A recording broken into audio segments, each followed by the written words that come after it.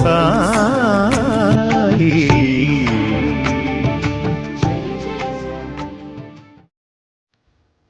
బాబాపై భక్తి విశ్వాసాలు కలిగి ఉన్న అతి కొద్ది మంది క్రైస్తవులలో చక్రనారాయణ ఒకరు.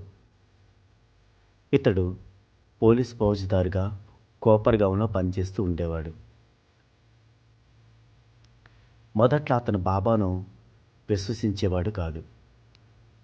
ఆ రోజుల్లో భక్తులు బాబాకు దక్షిణ సమర్పిస్తూ ఉండేవారు.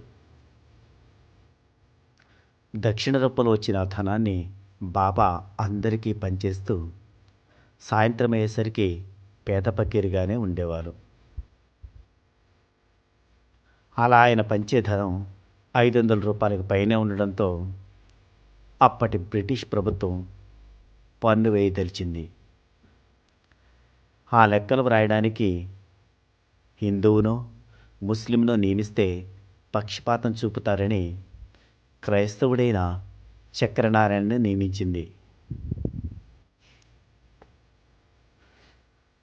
అతడు ప్రతిరోజు బాబా వద్దకు ఎవరెవరు వచ్చిపోతున్నారు, ఎంతెంత దక్షిణిస్తున్నారని పరిశీలిస్తూ ఆ వివరాలను ఒక డైరీలో వ్రాసుకుంటూ ఉండేవాడు.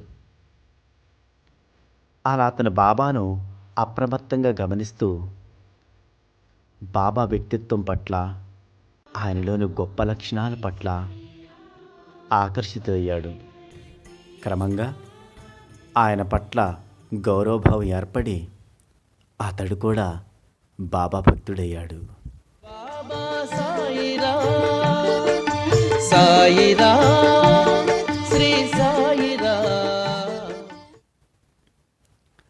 చక్రనారాయణ మొదట షిరిడి వెళ్ళినప్పుడు ఒక భక్తుడు బాబాతో, ఈ ఫౌజ్దార్ ఒక క్రైస్తవుడు అని బాబాతో చెప్పాడు. అప్పుడు బాబా,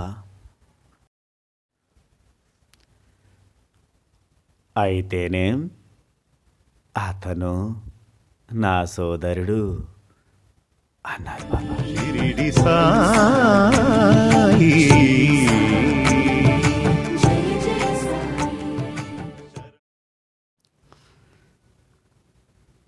భగవంతుడు ఒక్కడే అయినప్పుడు, అందరూ భగవంతుని బిడ్డలే అయినప్పుడు ఆ మతం ఈ మతం అని భగవంతుడికి ఎప్పుడూ ఉండదు. మరి బాబాకు కూడా అన్ని మతాల పట్ల బాబా ప్రవర్తన చాలా గొప్పగా ఉండేదని మనం ఈ సంఘటన బట్టి చెప్పవచ్చు.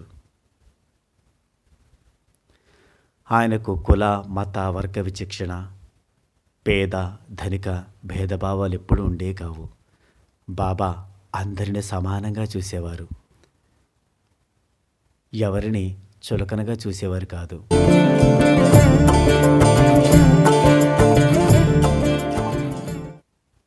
మతాలు కులాలు మనం ఏర్పరచుకున్నాం, కానీ భగవంతుడికి అందరూ ఒక్కటే, అందరూ సమానమే. సాయినాథ్ మహారాజ్ की जय. ओम साई श्री साई जय जय साई जय जय साई. ओम साई श्री साई जय जय साई जय जय साई. ओम साई श्री साई जय जय साई जय जय साई. ओम साई श्री साई जय जय साई जय जय साई. ओम साई श्री साई जय जय साई जय जय साई. ओम साई श्री साई